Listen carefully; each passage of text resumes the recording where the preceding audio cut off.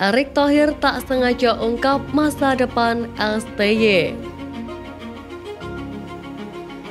Baru-baru ini Erick Thohir selaku Ketum PSSI memberikan statement jelang Piala Asia bergulir. Menurutnya saat ini Timnas Indonesia dalam momentum yang bagus karena mempunyai generasi emas. Hal ini karena Timnas Indonesia Senior banyak dihuni pemain muda dengan rata-rata usia 22 tahun.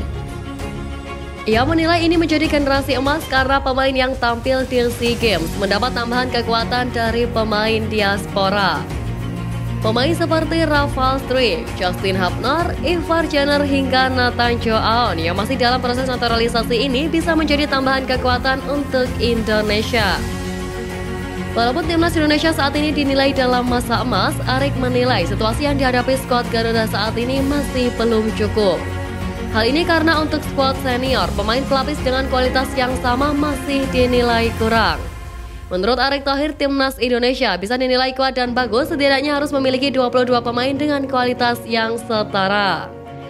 Ia menegaskan bahwa ini telah menjadi bagian dari rencananya untuk membuat tim merah putih mampu bersaing di ajang internasional. Erick bahkan mengaku bahwa hal ini sejalan dengan pelatih Timnas Indonesia Sintayong yang telah mencoba menerapkan dalam laga uji coba melawan Libya di Turki pada 2 Januari 2024. Pelatih asal Korea Selatan itu membentuk dua tim untuk menjalani uji coba perdana melawan Libya dengan menurunkan tim pertama pada babak pertama dan tim kedua pada babak kedua. Kemarin Coach Sintayong coba 11 pertama 11 kedua, ini dicampurkan jadi 2x11. Coach Sintayong sudah mengerti maunya saya mesti sama. Jelas Erick Thohir yang dikutip dari sebagian statementnya. Dengan kerangka timnas yang telah dibangun STY selama bertahun-tahun inilah yang menjadi dasar bahwa masa depan STY bersama timnas akan panjang. Ditambah sejalannya rencana jangka panjang itu dengan filosofi yang dibangun oleh Sintayong.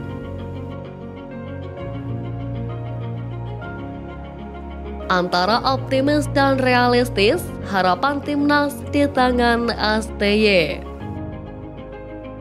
Rentetan hasil negatif yang didapatkan timnas Indonesia menjadi alarm bahaya Sintayong jelang Piala Asia 2023. Teranyar kekalahan telak 0-5 melawan Iran pada Selasa 9 Januari 2024 dalam laga uji coba memperpanjang tren negatif Garuda. Kini Timnas Indonesia memiliki catatan 5 pertandingan terakhir tanpa kemenangan dan clean sheet. Torehan 4 kekalahan dan 1 hasil imbang menjadi tanda bahwa performa Timnas Indonesia tengah anjlok. Di kualifikasi Piala Dunia 2026, Timnas Indonesia kalah melawan Irak dengan skor 5-1, lalu tertahan oleh Filipina dengan skor 1-1. Lalu kemudian disusul kekalahan beruntun melawan Libya dengan skor 0-4 dan 1-2, serta laga melawan Iran dengan skor 0-5 dalam laga uji coba jelang Piala Asia 2023. Jika menengok skor hasil pertandingan, rentetan hasil yang diterima Timnas Indonesia memang mengkhawatirkan.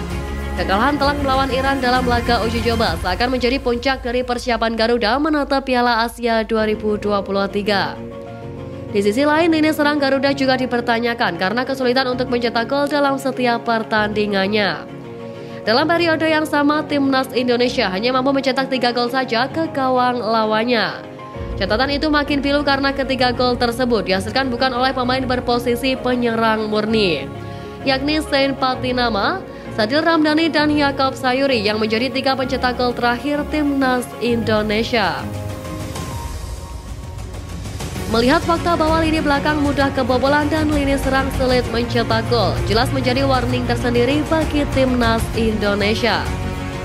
Di tengah tren negatifnya tersebut, mau tidak mau Timnas Indonesia harus bertarung di panggung Piala Asia 2023. Kini Sintayong hanya menyisakan waktu 5 hari sebelum menghadapi laga perdana melawan Irak pada matchday pembuka grup D Piala Asia 2023. Waktu yang begitu sempit untuk sekedar mempersiapkan skuad Timnas Indonesia agar tampil sempurna di Piala Asia.